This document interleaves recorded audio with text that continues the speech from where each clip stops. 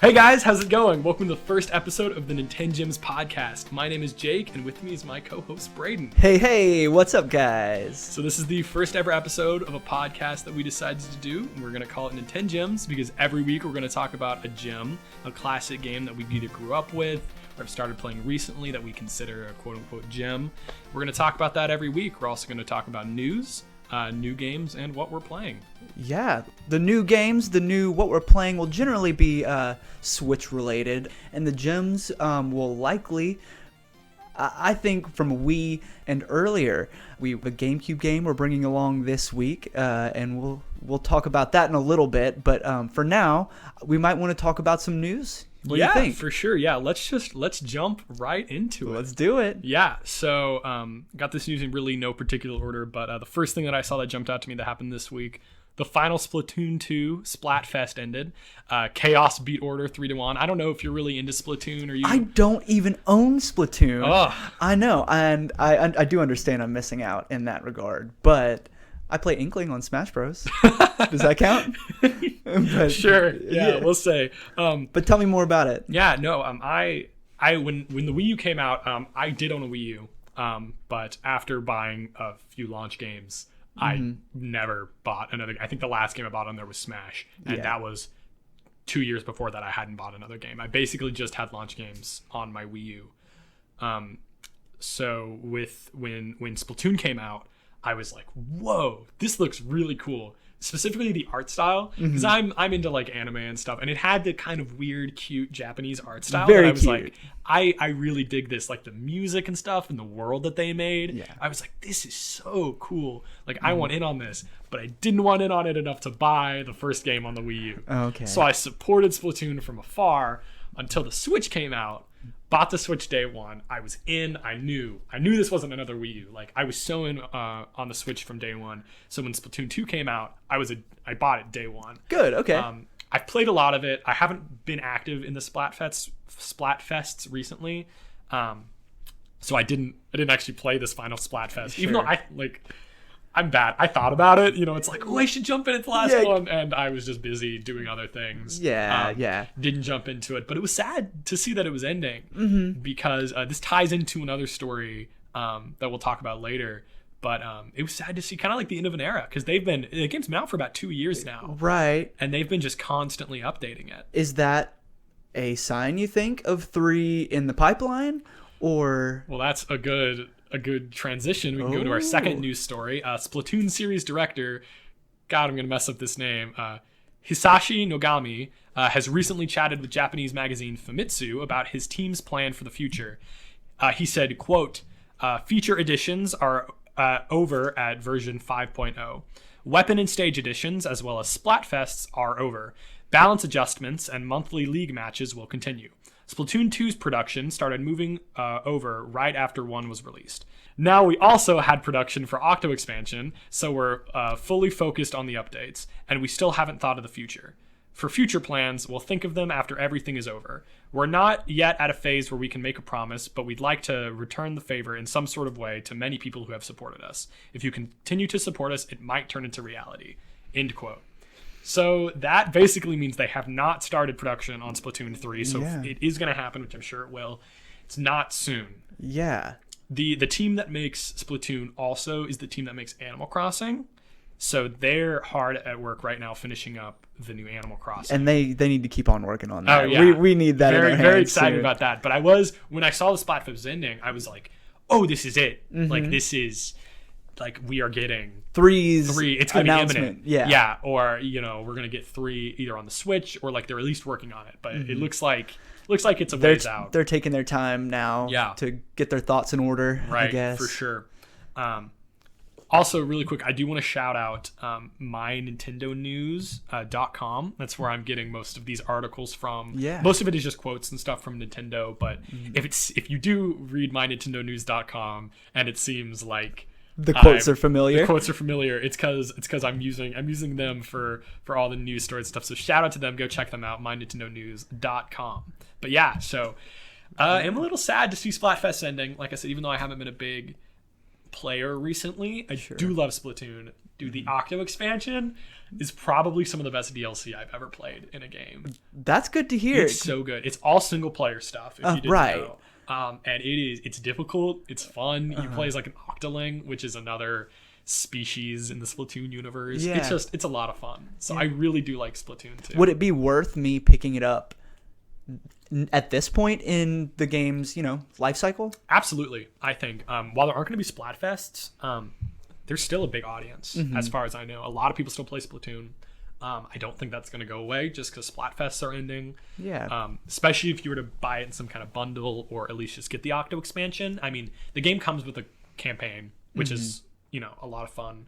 Just do by yourself. I didn't dig into it that much, but it is good. Yeah. But the Octo expansion is also another probably 3 to 8 hours, depending on how good you are at the game, of single player content, which is fantastic. So just the campaign with the Octo expansion alone, I think is worth buying, especially if you can get it at like a discounted price.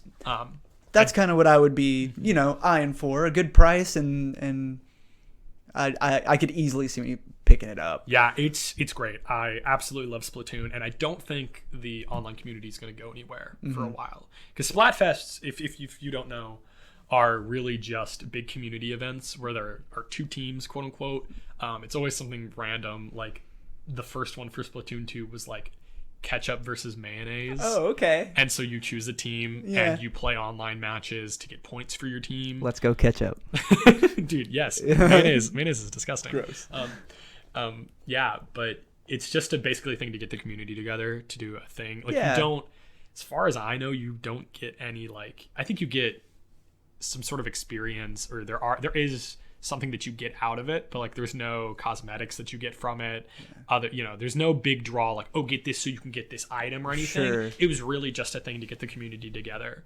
But just because those are ending, I don't think it's going to go away. Good to know. So so we can jump into the next big thing. I'm jumping around a little on our outline here, but I think the big story for Nintendo for the past week or two has been this JoyCon drifting problem. Yeah, we're getting into some legal issues here. It's been a big thing for people just talking about it. Lawsuits have been talked about, but looks like it's officially started. Yeah. So, we were discussing, just the whole thing before we started recording, but Jake said he found a response from Nintendo. And to the class action lawsuit is what we're referring to. There's a class action lawsuit being discussed against Nintendo for the drifting issues with the left Joy-Con joysticks. I've experienced it myself, actually. I've had to send in one remote for warranty repairs. Oh, really? And it was the drifting issue. And so the one I've had now for maybe 3 or 4 months, I haven't re-encountered the issue, which, fingers crossed, but I'm definitely a victim of Nintendo's malpractice or something. But when I bought my Switch, one of the, I can't remember if it was the right or the left, but I did have drifting issues. I remember I was playing Xenoblade 2, and I was, I wouldn't touch the controller and my guy would be walking, and I was like, oh no, what's happening? I recalibrated it and it seemed to go away. Since then, I'm a dirty person that trades things in and gets new things. So I don't have those Joy-Cons anymore. The ones that I have now, I've never had an issue with, but mostly I play with my Pro Controller anyways. Okay. And so, that's not been an issue for me. But when I did have that, I was a victim, quote unquote, of the drifting. Right. But mine seemed to fix just by recalibrating. But I've seen a lot of stuff online that even when you try to do that, it doesn't make a difference. Mine wouldn't even center for the recalibration. You have to do some specific movements, and mine just wouldn't even align correctly. And I had Link jumping off a lot of cliffs in Breath of the Wild due to the drifting. But do you have their response there ready? Yeah, so I'll say, so the law firm CSK&D is officially investigating this as a class action lawsuit against them. And so earlier today, it was actually kind of recent, Nintendo commented about the matter to The Verge.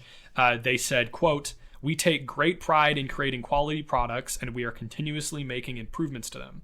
We are aware of recent reports that some JoyCon controllers are not responding correctly. We want our consumers to have fun with Nintendo Switch, and if anything falls short of this goal, we always encourage them to visit www.support.nintendo.com so we can help. End quote. That's not much of a response at all, is it? That doesn't make me feel very good. No. Not entirely reassured. I mean, that's basically what I did when my Joy-Con broke. I went to their support website and sent it in, and they sent me a refurbished one. But that's not the point. Right. It shouldn't be happening in the first place. How long did you have your Joy-Con? Nearly a year. It was the Joy-Con that came with the Switch. But it was still in warranty, right? Yes. So I'm sure there's a lot of people who are having issues with their Joy-Cons that aren't within warranty. Right. And so the support section like that wouldn't, it doesn't help. And not everyone has the means to just, Joy-Cons are expensive. $70. Yeah. And you can't, especially if I have issues with something, it's hard for me to go out and buy pre-owned because I know you can get them from GameStop or other places online for like $30 a piece or so. So if you just need the one, but it's hard, what if you buy that one and then that one is broken? Yeah. So you want to get a new one, and not everyone has the means to just go out and drop. That's a lot of money. It's a lot for of not money. even a game. Yeah, it's just a controller. Yeah. So it's definitely something that I feel like they need to try and fix. Sure. I don't know. This is definitely going to be a to be continued. Right. We're going to be watching this story. Absolutely. I don't know if I'll put my name in the class action hat. I don't know if that's really my thing, but maybe I need to do a little more digging on the... Yeah, I saw a comment online that was like, it'd be nice to get a replacement Joy-Con and not just a check for $3. Right. Because that is what could happen. They have to pay everybody that did it, but since there's a million people that have had the issue, everybody gets $2. Yeah. So like, woohoo. We'll see. Like I said, I've not had this issue, so I'm not gonna lie to Nintendo. You could. Unless they ask for proof, but like, how do you really get that proof? So I'm not gonna lie and say that I have had that issue. So luckily, I've not been affected by it, but it's definitely gonna be interesting to see what happens. Yeah, and if you, dear listener, feel compelled to join the class action, probably check it out, see if it's something that looks good. Yeah, there's a form on the CSK&D website that you can fill out to join the lawsuit. Cool. So go to their website if you are having issues with that, fill out their form, and get involved. Yeah, put your name in the pile. Yeah. All right, so we'll move on to the next story. Another kind of shorter one. I'm sure you've heard about this by now, but I thought it was worth talking about. There's that new Switch remodel that's coming out in August, which makes the battery life go up to 4.5 to 9 hours. Yeah. So what do you think about that? So I don't know if I'll end up picking one up or not. Just because I don't generally replace my console until it dies. If I have one that works. But I play my Switch in portable mode probably 75% of the time. So the fact that the Switch Lite model, which, if I understand correctly, there's also a Japanese model that's being released. Oh, really? That has even better battery life than the Lite. Interesting. If I read correctly, I'm not sure, but the fact that it's portable only is just perfect for people like me because. I was talking the new model that I was talking about is not the Lite. Have you heard about this? Maybe not. Not the Lite. There's just a new model of Switch. It's not a new. Okay. Do you know about the Lite? This over. I didn't include the Lite. Okay. We might cut all this out. Yeah. But fill me in. Okay, so this new Switch, right after, it was a few days after, because I've tried to keep things in that we were talking about in the past week. So I didn't include the Lite announcement because I was like, it's a week ago. Yeah. But I think about 2 days, maybe even a day after they announced the Switch Lite, they announced a new Switch model. It's going to be the exact same thing. You won't even be able to tell the difference. I think the box might look a little different. But it's literally just the Switch. They're not calling it anything different. It just has an improved battery life. Cool. And I think was that announced on the Japanese website though? That might have been. That might be what you were talking about. We might be on the same page here, but just like kind of missing the mark. Yeah, but that's coming out here in August. Got it. Whenever you at a retail job or whoever just gets new batch shipments of Switches in, the new ones that you get in are just gonna have a better battery life. So Well, that's pretty neat. if you're gonna buy a Switch in the next few weeks, wait. Yeah, you're right. I thought it was further out. I No. thought that was a Christmas time No, because something. there but- is the Switch Lite, which comes out in September, which will have a better battery life. Yeah. But this one is Fully comparable. dockable. Yeah, fully dockable, and I think it has about the same or even a little bit better than the Switch Lite. But it's just a Switch with a better battery life. Very good, and with some new JoyCon colors. It Yeah, looks like that was the second little itty bit of. They also announced when they said this new model was coming out that we're getting 2 new JoyCon color combinations: blue and neon yellow, and neon purple and neon orange. Have you seen the pictures for these? No, I'm about to look them Definitely, up right definitely now. look at them. It's really interesting because you would think the blue and orange would go together, and you would think that the yellow and purple would go together because those are how color combinations work. But Right. instead, they put it in separate things so that if I Yeah. want my blue and orange Florida Gators Switch, I have to buy 2 combinations of Switches. I'm not a guy that collects like different Joy-Con colors, but I wish I did. I wish I could, because I know some people that do, and it's so cool. I think the Joy-Cons look so good. Like they're so pretty, for lack of better terms. I actually kind of like the purple and orange. Yeah, like together. Yeah, I do. I feel like I don't know. I feel like it's weird. It's almost a weird little choice. Barney-esque, but pretty cool. Yeah, no. I always like to see more Joy-Cons. I really want the watermelon / Splatoon Joy-Cons. I don't have those yet because, like I said, my gray Joy-Cons are doing me just fine, and I mostly use my Pro Controller anyways, so I haven't picked up new. But I do those watermelon color ones. I just think they look so good. So I get a little bit excited every time I see new Joy-Con color combinations announced. Absolutely. Even though I might not be buying them myself, but definitely like to see it. Yeah, good for the collectors, good for the people looking for different options. For sure. Yeah. Okay. So our next story is something kind of cool that came out of Prime Day. Prime Day was last week, and we just got some, a bunch of data came out of Prime Day that was saying, what was the most searched things and stuff. Actually, the Nintendo Switch was the product that was searched the most in the United States, the UK, and Australia. Round of applause. That's really cool. Yeah, it is. Yeah, the console received 1,900,000 internal searches in the US, 1,130,000 in the UK, and 22,700 in Australia. Bit of a drop, but for their pup, maybe Right. that's. And also, a little side note: the neon blue / neon red Switch was the 9th most viewed product. So I assume On that means, Amazon. Yeah, so I assume that means the gray one was the number 1 most viewed product, and the 9th was the neon blue and red Switch was the 9th viewed product. So that's really cool. It is. I love when people say that they're getting a Switch. It warms my soul because I love mine so much, and it's like spreading the joy, right? And so the more people that have Switches, like the happier the world's gonna be, I think. Yeah, I agree. I used to work at GameStop, and when I worked there, nothing would make me happier than when someone came in to buy a Switch, or asked about the Switch. When I was working there, the Switch was kind of new. It wasn't. I worked there in 2017 and a few years after that, but so it was in its infancy. So whenever someone would come in, more people were coming in than I guess to buy a Switch, and oh my gosh, you could come in and say, "Oh, I'm looking for PlayStation, Xbox, PC," and I would be like, cool, I can help you with that. Let me find you. Second someone came in to ask for a Switch, dude, it was on. Yeah. I was like, you were making the right decision. This is amazing. You So will not regret this. I totally feel that there. This is your new baby. Exactly.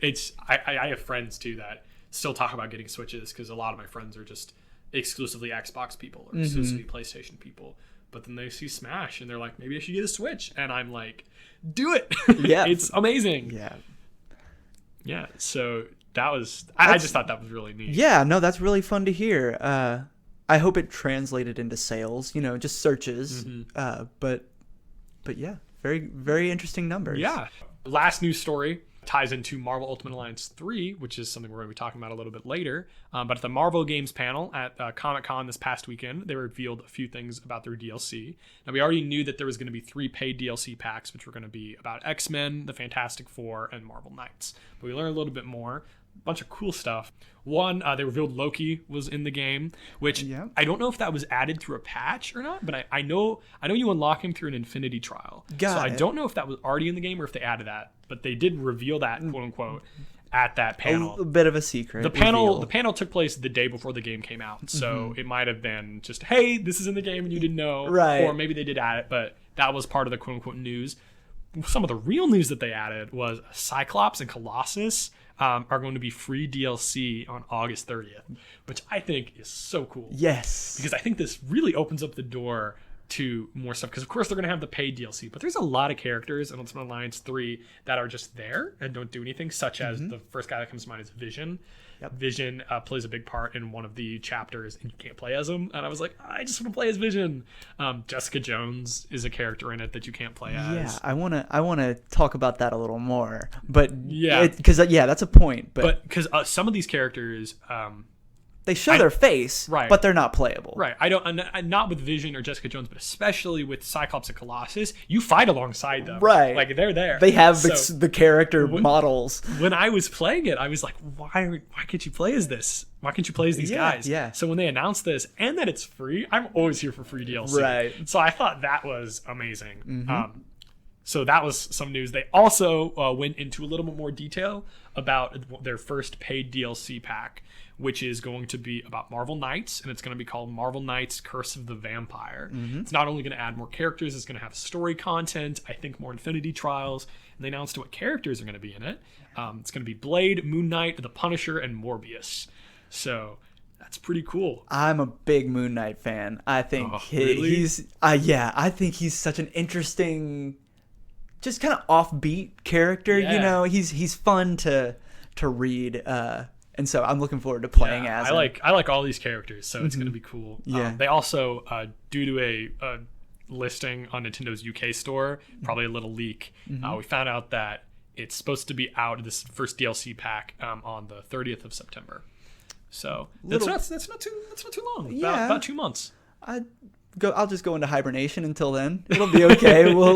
I'm ready for it. I hope that the story DLC is enough to bring me back in, because I'm sure I won't be actively playing this game in 2 months. But Right. That's kind of my concern. yeah, but hopefully, I mean, it's Marvel. I love Marvel. Right. So I'm sure I'm going to want to get this just to play as these characters. And so it is confirmed, though, that they're adding extra story chapters yeah, as it well says as the that. characters. Yeah, but I think when they announced just that they were having DLC, they did say there was going to be additional story content. Got it. So there will be probably more missions and stuff. How long that will be, not sure.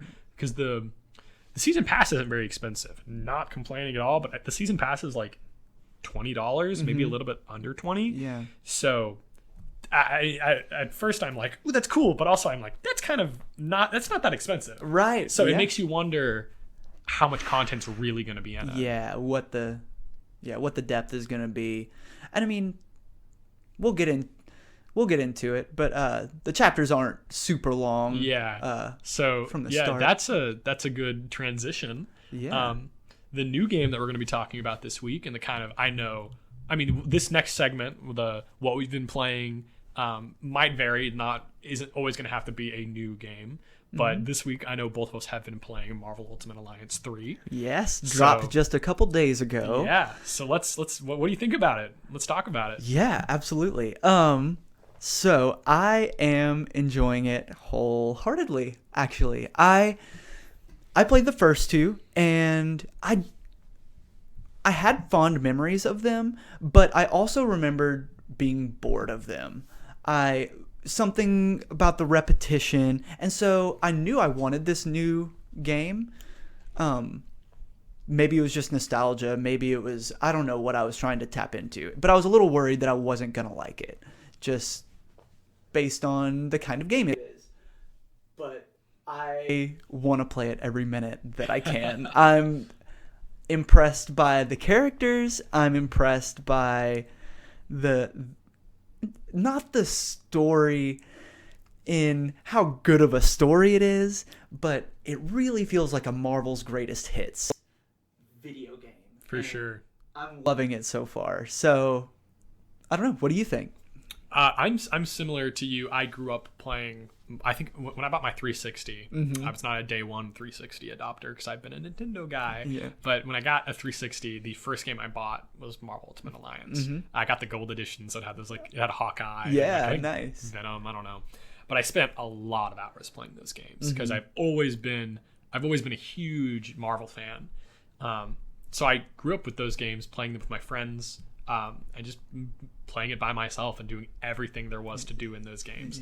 So I believe it was a Nintendo Direct a few months ago or last year. I don't know, when this game showed up, I freaked out because I was like, are you serious? Because I feel like, there was that whole period after Ultimate Alliance 2 came out where for a few years I was always like, ooh, can't wait till 3 till 3's coming out.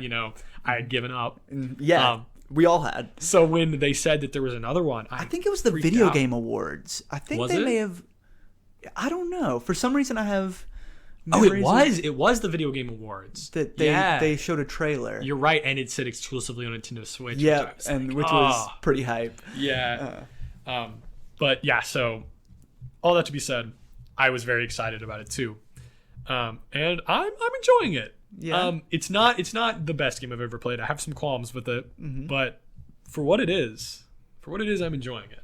So it feels like the third version of the same game, but 3.0. You know what I mean? They've added characters. The combat, I think, is more engaging. Combat is all the game is, for better or for worse. Just different styles of combat, really. Whether it's timed or defeat this many enemies. So, that's all the game really is, but it's fun and flashy and fast-paced and exciting. Yeah, that's what in my little notes I wrote down. It was fun, frantic, if not a little repetitive. I feel like a lot of people will get tired of that. Personally, I'm not good at video games. So is that true? That's true. I'm very bad at video games. I'm okay. Awful. That's why I don't play Dark Souls. Yeah.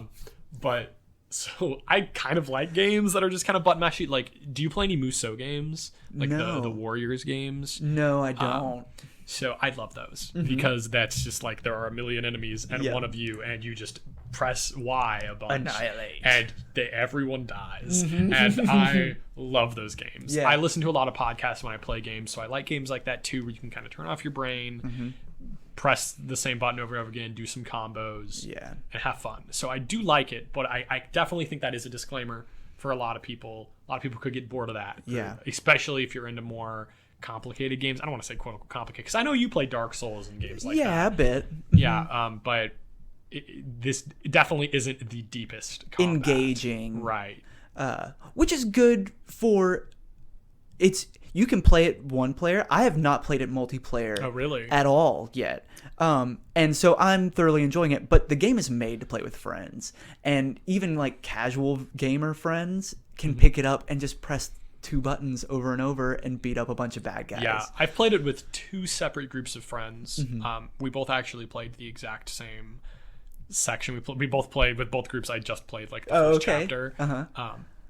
Because the first one was I had just gotten it. I just downloaded it. I got it digitally, so the download just finished, and I was like, everyone stop what you're doing. We're playing Ultimate Alliance. So we played that first chapter, and then when I went over to my other friend's house, they all love Marvel, so they were like, don't start in the middle. I don't want spoilers. Even though none of them have Switches, but for some reason they didn't want spoilers. So we started of this beautiful storyline that they've crafted. Of course. So we'll put a pin in that. Sure. But I played the same thing twice, and it was good. It wasn't. This is my issue, I think, with single player and multiplayer. One of them is it's really easy to lose yourself. A lot of times I'll be mashing buttons and I'm like, I know I'm in there somewhere doing something. When you play multiplayer, playing single player, there's a white outline around your character, so you never lose it. When you do multiplayer, each person has a different colored outline. I think it's like red, blue, green, and like yellow, something like that. So even when it's, your character's behind a wall, as long as you memorize, I'm green, you can always kind of see where you are. Yeah. But it still is hectic, which is what it's supposed to be. But it was fun. And I mean, we had when I played with one of my groups of friends, he was playing as Hulk, and every time someone would die, he would be like, "Here comes the healing hand of Hulk." So like, there's fun moments to be had with that with friends. Absolutely. But I feel like a lot of people are going to play this alone. That's what I'm doing most of the game, is playing it alone, and it's perfectly fine. Yeah, it's a lot of fun by yourself. How far are you? I believe I'm on chapter 6. Where are you? I think something similar.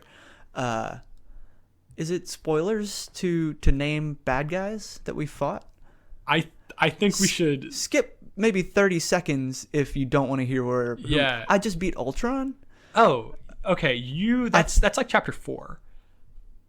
Do you want me to say Ultron? The X-Men? Okay. No. So I just beat. No. Okay. I just beat Magneto. So I'm in the Dark Realm actually. I'm up against Dormammu. You're in. That's where I am. I hope people aren't being spoiled right now. But yeah, okay. So we're at the same place. I literally just got earlier a few hours ago to the Dark Dimension, and I was like, all right, I'm going to set that down, and we're going to record a podcast. Very interesting. Very cool. So yeah, I guess the pacing, as long as you play a couple hours a day, is pretty standard for most people. I feel like if you sat down and went through it, it would be a quick game. It's not going to be that long. Yeah. But here's the thing that I encountered, which really surprised me. You have to like grind in this game. Yeah. Because every time I'll go to another mission, most of my characters, so when you unlock a new character, they're immediately leveled to whatever the recommended level is. Yeah. So like when in the X-Men level, say, you unlock Nightcrawler. I don't think that's too much of a spoiler. And he'll be level 20 because that's the recommended level. Right. All my other heroes are level like 10. Yeah. So I was like, I still have Hulk on level 6. Like, yeah, that's a problem. I went through. I think there was every chapter is designed around a specific kind of team or something. Like there's an Avengers chapter, and there's like a Defenders chapter. Yeah. There's an X-Men chapter, and I think that's how it's going to keep going. So like when I started the X-Men chapter, I was like, ooh, I want to play as X-Men. So. You don't have very many, but so I had Wolverine, Scarlet Witch, and then I didn't have really any other quote unquote mutants. So I was like, all right, I'll bring up Crystal because she's an Inhuman. That's kind of a mutant, but not really. Had never played as her before, so she was level 6, right? In a level 20 area, and same Scarlet Witch was pretty weak. And then I don't know why, but I was like, I think I'm gonna want to use her, so I'll bring up Captain Marvel. So, and they were all level 6. So I went through a few Infinity Trials and tried to grind them, but they were leveling slowly. And I think I just ended up giving up and playing as like Spider-Man because I'd been using him. I'm in a fairly similar boat, actually. I feel a little guilty running through the game with the same 4 heroes that I have leveling up as I go. Like Captain Marvel, Miss Marvel, Spider-Man, and Venom. They're kind of my go-to 4. And they're all about level 25, which I think is appropriate for the chapter that I've made it to. But if I want to swap anyone out, I'm going to have to take a few minutes at least and either drop some XP cubes, experience cubes on them. You can raise levels artificially, I guess. Oh, this game is super mid-maxy. Yeah. Like, we can get into that too. Like, yeah.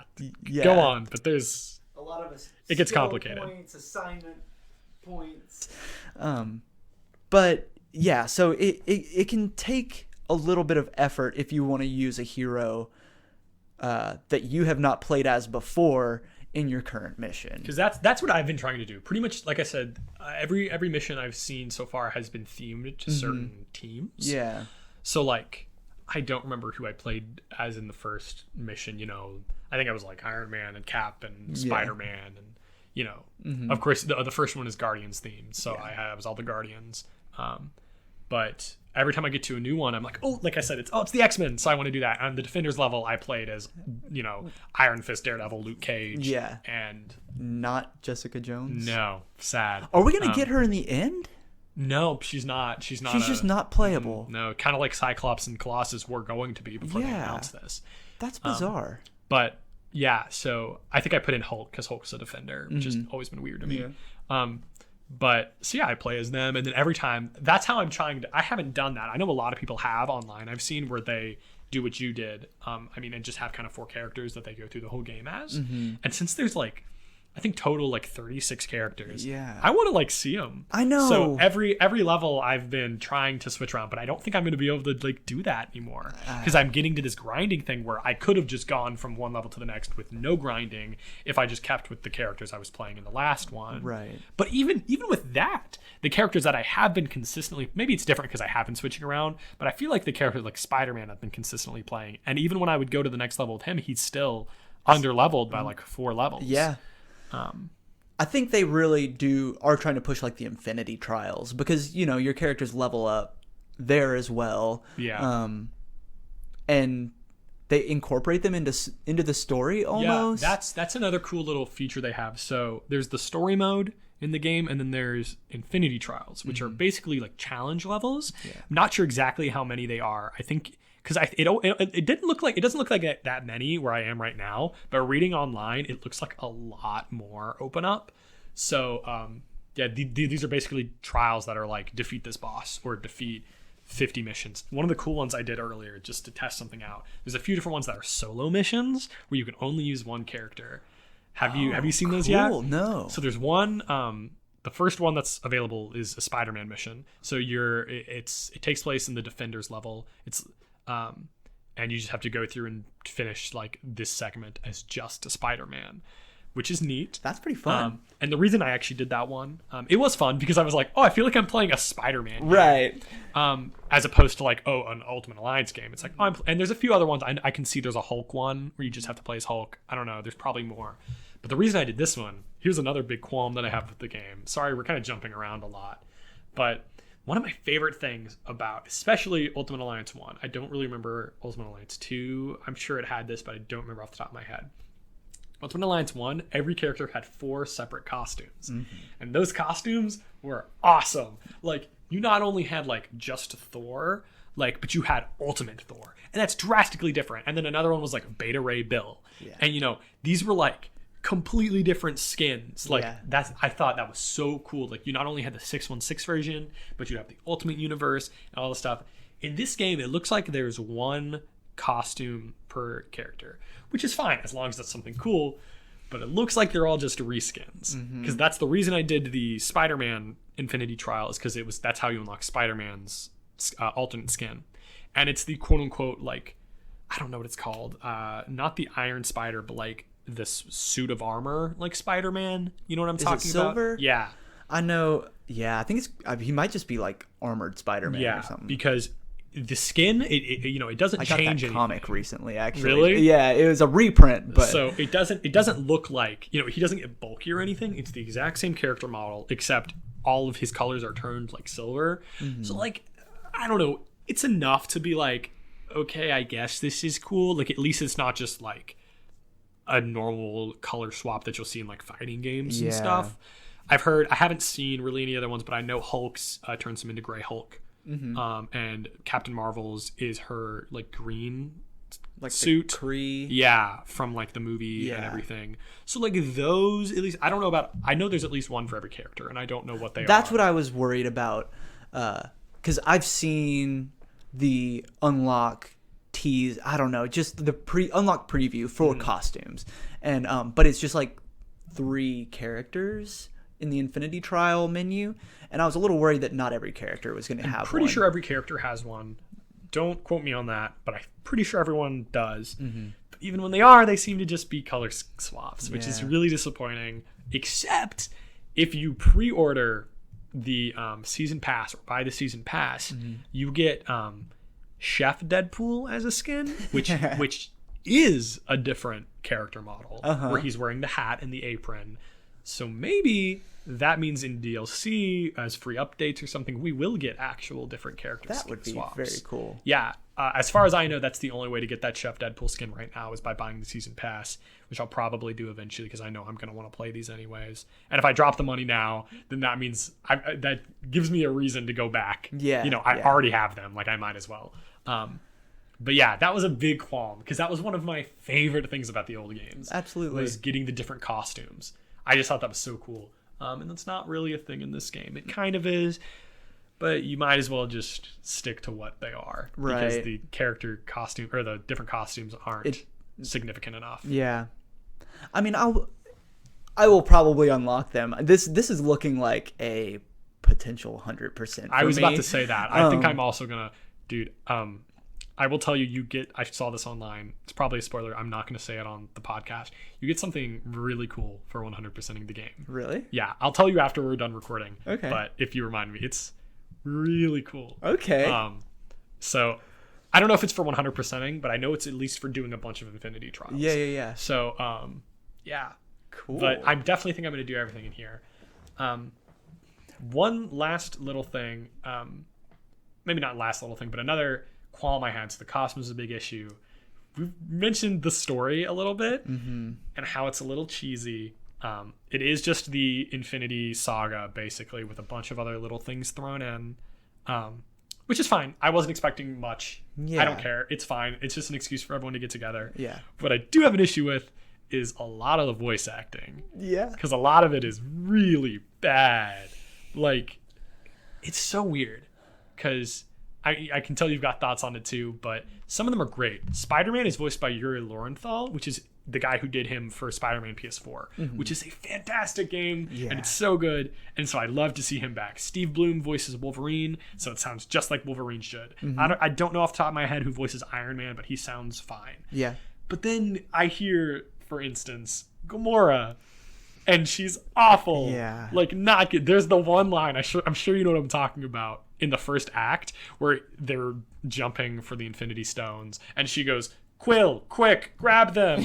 And I literally was like, what? Oh. And I've constantly been getting that, like, just please, video game developers, I know you're listening, every single video game developers out there, if you're going to have a character that has an accent, hire an actor that's actually Russian or actually German, because Colossus and Nightcrawler, wow. Yeah. It's not Colossus is pretty bad, actually. Yeah, it's not good.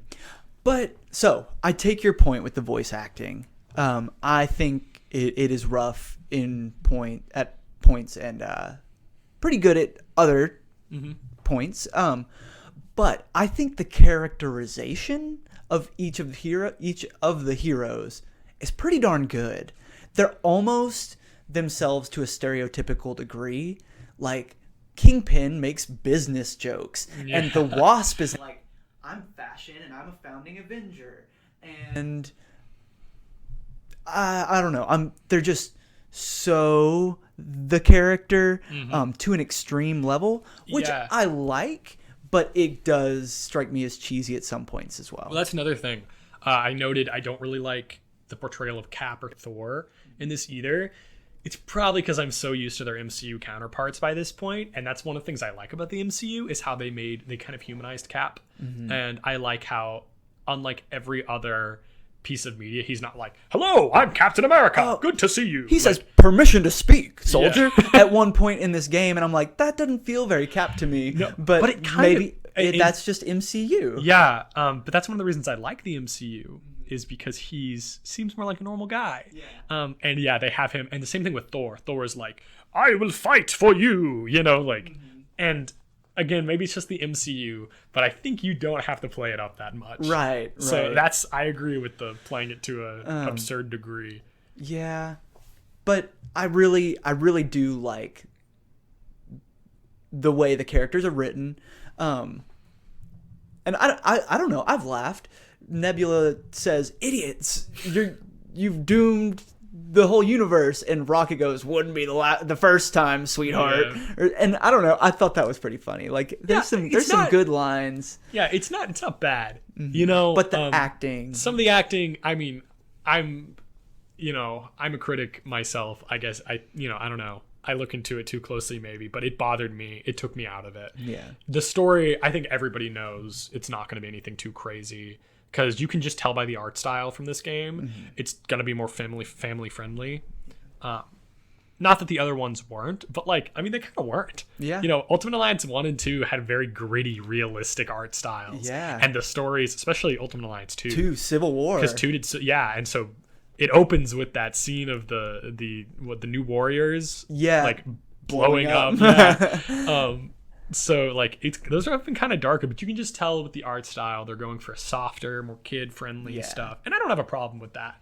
And I could see going in, it's about the Black Order, and it's in its Infinity stuff. So I knew it wasn't going to be anything revolutionary. So I really don't have an issue with that.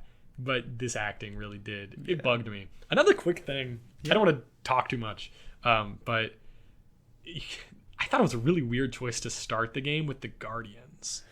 Huh. Because the first chapter... Why is that? Why do you think it was weird?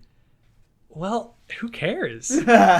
Well, I kind of think that might have been the point. Just to get it out of the way. Because I like the Guardians and I like the movies, but they're definitely not my favorite. Right. And so I'm not butthurt that I'm not having to play as Drax. Yeah. Still. Well, but the thing about that is, after you get through that first chapter as the Guardians, the game starts. I don't think this is spoilers. It's very early on. The game starts and you are just the Guardians. You can only play as the Guardians. And then after that first chapter, you unlock like 20 heroes. It's like a Smash Brothers Ultimate. Like everyone is here. Like all the Avengers and Spider-Man and like Falcon. Like all these crazy people are showing up. And then from then on, you're going through the X-Men and you unlock Psylocke and Nightwing, or no, not Nightwing, Nightcrawler, and you can play as them. Don't have to. The only part of the game where you have to play as certain characters is that first one, and it was so funny because I played that first chapter with two different groups, and both groups were like, I don't want to play. Like, why do I have to play as Groot? Like, I don't want to play as Groot. Because I think everybody likes the Guardians, but no one's buying this game to play as the Guardians. Right. Maybe there are. I don't want to speak too soon because I know those characters have huge fan bases, but not me. I do think it was more of a story device, though. A good way to kick the story off. Yeah. Like, get everything going, moving towards Earth. That's always a trope. Yeah, is the word I'm looking for comics, and especially Marvel comics. Like Earth is the center of the universe, and everything needs to happen on Earth. And so the Guardians and like teleporting everybody and everything to Earth. Right. I don't know, fit the bill a little bit for me. Yeah, I just thought that was strange that the only section of the game so far that I've played where you have to play as certain characters was the Guardians. Yeah. But like I get it because like they're huge now. I think the Guardians, Star-Lord and Groot are just as big, and Rocket Raccoon, Drax. I mean, all of them are just as big of names as Captain America and Iron Man. And I don't know about Spider-Man, but all the other Marvel heroes, like the Guardians are huge. So I just thought it was a weird choice. Because I was like, I don't want to play as these characters. Like I haven't. Those are some of the characters I have not touched since. Yeah. So they're probably still level 6. So, and then another weird thing is maybe it is because it's Infinity, style, Infinity Stones, and since they're cosmic characters, they have a part. But Star-Lord is one of the characters that's always there in the cutscenes. Right. Star-Lord or Rocket are like always there, and I'm like, this is interesting because there are characters like, for instance, like Falcon or Black Widow, who have never showed up except for their introduction in these cutscenes, but Star-Lord's always there. I was like, this is interesting. Yeah. So I'm looking forward to finishing it and seeing what story threads they take from Infinity War or the Infinity Gauntlet comic. You know what I mean? Right. If any, maybe just none of that fits together to make a fun video game. And we'll update next week when we finish. We'll give some kind of closing thoughts because I'm sure by next week we'll both have at least finished the story. Yeah. For now, do you have like a maybe out of 10 rating or anything? Since I haven't finished it, I'm not sure because I am going to do an official review. Okay. Maybe not on the podcast, but I can put links or something to it because I write for a newspaper and do reviews. But I haven't really decided yet. I think I'm going to give it a 7 or a 7.5 because I think that's where it deserves. It's good. We didn't even really touch on like the min-maxing and stuff. All the different, like there's so many different skill trees. Yeah. Well, there's just one skill tree that applies to everyone, but it's huge. And there's all these ISO 8 crystals that add different effects to characters. It's a lot. So you can get deep with this game. And super powerful. Yeah. Like I'm looking forward to the point when just one character really feels like a superhero and is just like crushing these people. At some point you can assign enough skill points to and upgrade your skill tree to where just your superhero is going to Yeah. be all powerful. Right. And I'm thinking, I don't know, because of, I mean, there's a lot of really great stuff, but the kind of voice acting and the story and kind of the repetitiveness kind of holds it back for me from being a like one of my favorites or like a 10. So I'm thinking a 7.75. Good game. I'm really enjoying it, but I don't think, who knows if it'll really stick with me a year from now. You know? Sure. I would actually like to agree with you, I think. I'm hoping I'm going to bump up to an 8 by the time we speak about this next. Maybe next week when we just, give our final thoughts or something. But I think I'll sit at a 7. That's a good thing. A 7, I don't know. It's not a bad I was about 7. to say, the way I was talking about it, that's something crazy that's happened in gaming culture, is people feel like they don't want to touch a game unless it's like an 8. Right. Like a 7 is bad. 7 is not bad. I'm loving this game. Yeah. I'm having so much fun with it. Oh, man. The camera. Ooh, we didn't even... Yeah, the camera is bad, dude. The camera's pretty rough. We're saving that for post grades. But if you're thinking about getting this game, just be prepared for a couple wonky angles. I didn't even think about that. I'm okay for the most part, but there's been 1 or 2 times when the textures just mixed up and I couldn't even see what I was doing. Right. And so the camera's gotten to me a couple times, but apparently they patched it like day 1. Oh, really? It was even worse? Yeah, at some point it was even worse. Wow. So cool. Yeah, but those are our thoughts on Ultimate Alliance 3. And so now let's jump into where the podcast gets its name, the gem. The NintenGem. The weekly NintenGem. Yes. I know Braydon mentioned earlier, but yeah, I think we're going to cut it off at the Wii. There might, I don't know, I feel like a Wii U game might slip in. Yeah. Maybe, but I don't know. That'll probably be a while. There's a lot of, clearly hundreds, if not thousands, of great Wii games to NES games that we can talk about. So this week we're going to be talking about Chibi-Robo on the GameCube. Yeah.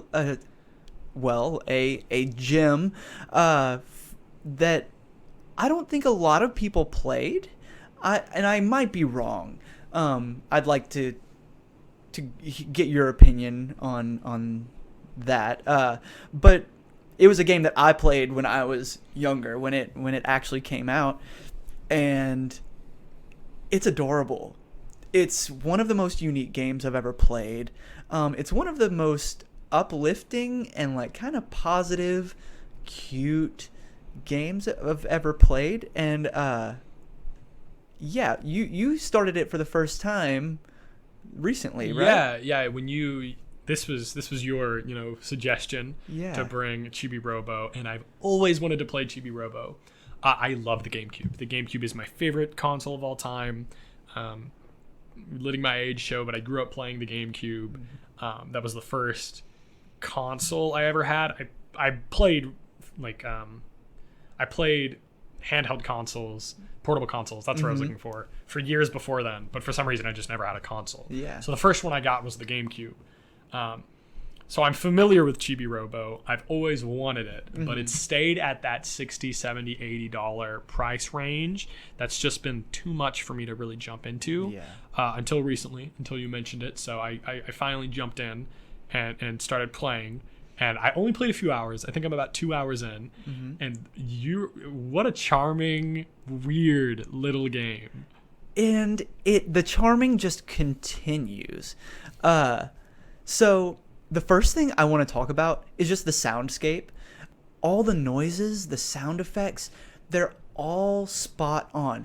Every step that Chibi-Robo takes has just a little blink, blink, blink, like note attached to it. And if you walk on the carpet, it's a different sound than on the hardwood, than on the stairs, and I don't know, it's whimsical. It's so magical and just feels like a different world that I had not seen before in a video game. That's for sure. I had that same thought when I was playing. I was like, this is really neat. That the little notes that are made every single step that you take, and then a lot of the things that you do in the game are you're like trying to help this little house that you're a part of. Yeah.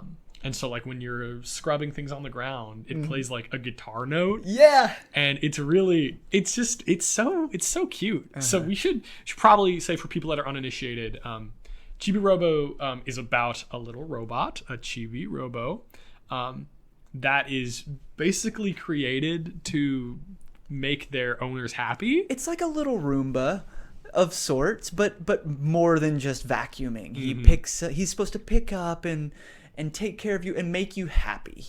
Chibi-Robo's goal is to earn happy points.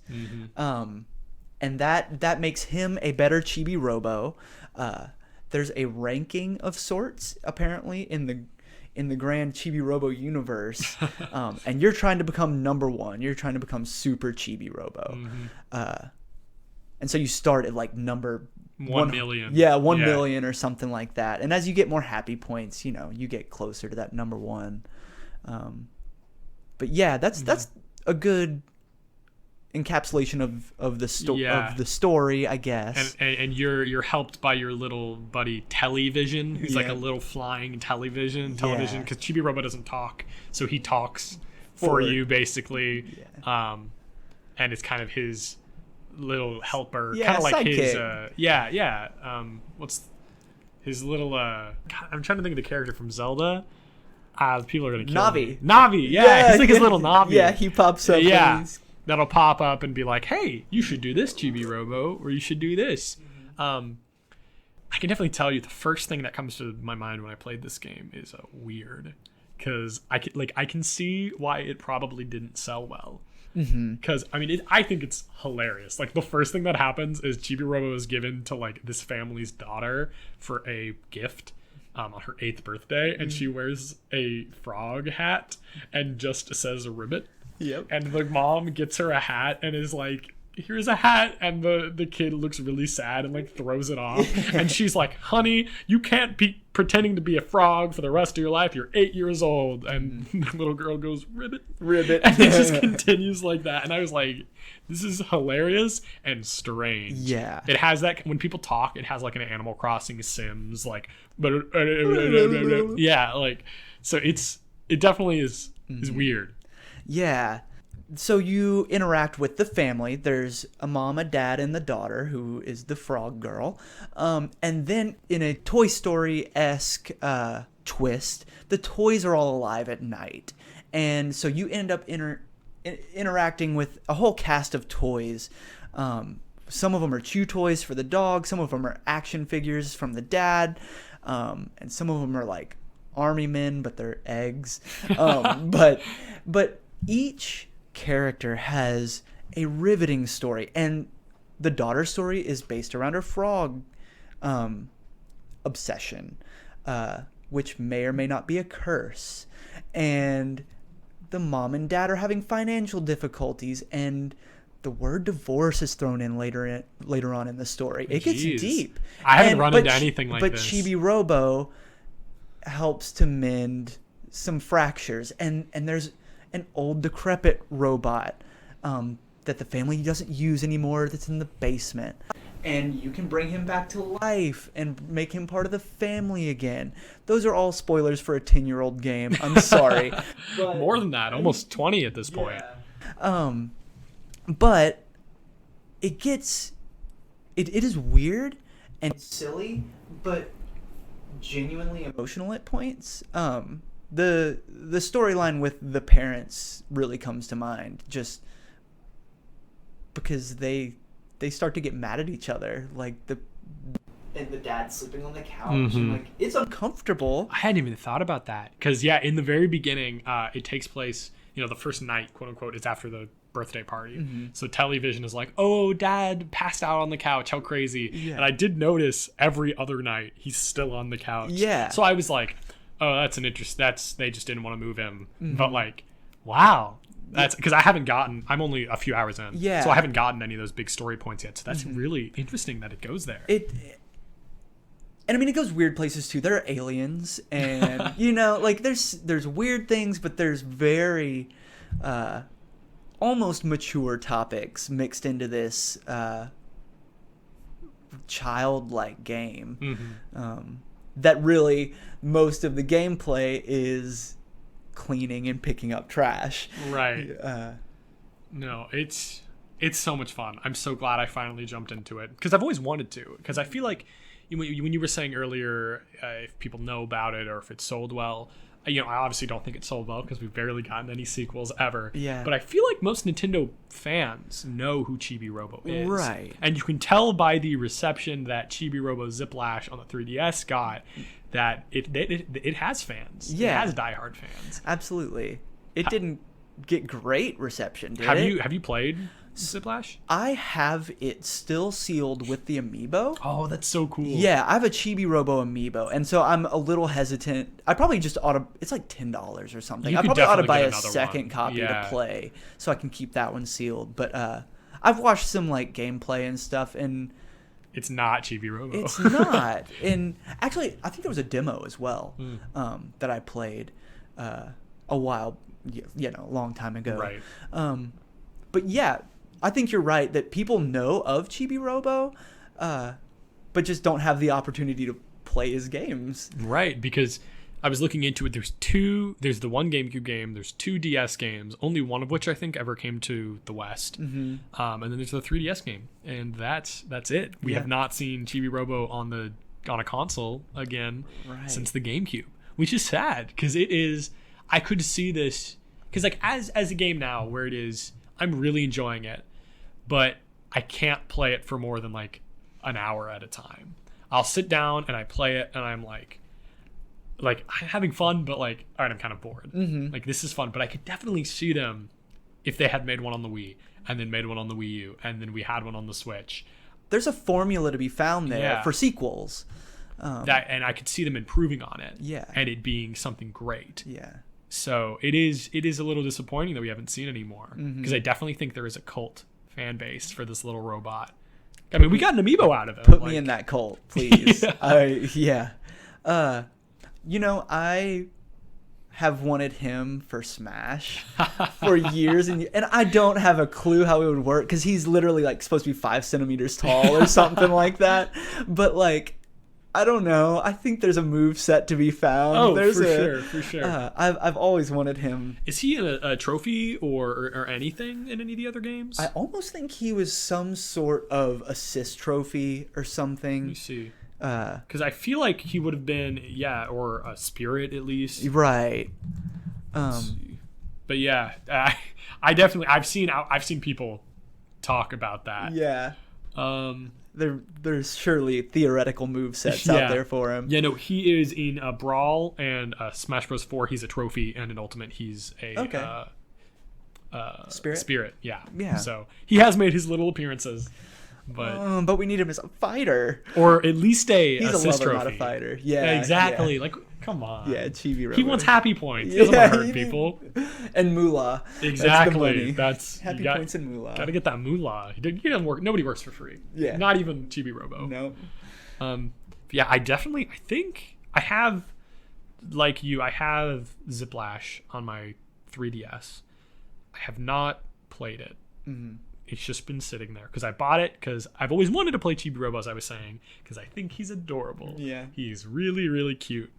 And I've always wanted to play it. So when that came out, I did get it, but I haven't played it. So I'm definitely going to play it after this and see how it compares. Yeah. Maybe stay tuned for next week when we talk about what we've been playing. And I think I'm going to look into the DS games too, because I don't really know anything about them. I know there's Photo Finder, and that was kind of weird. You had to take pictures of like certain things, like around your house, like toilet paper, and you had to like line it up with like the shape. Yeah, you're using your DS's camera to like capture photos of various things, and then it kind of like pulls the picture and makes it a model in the game. Strange. Yeah, no, there's a Chibi-Robo, Chibi-Robo Park Patrol, Chibi-Robo Happy Japanese word I don't know how to pronounce.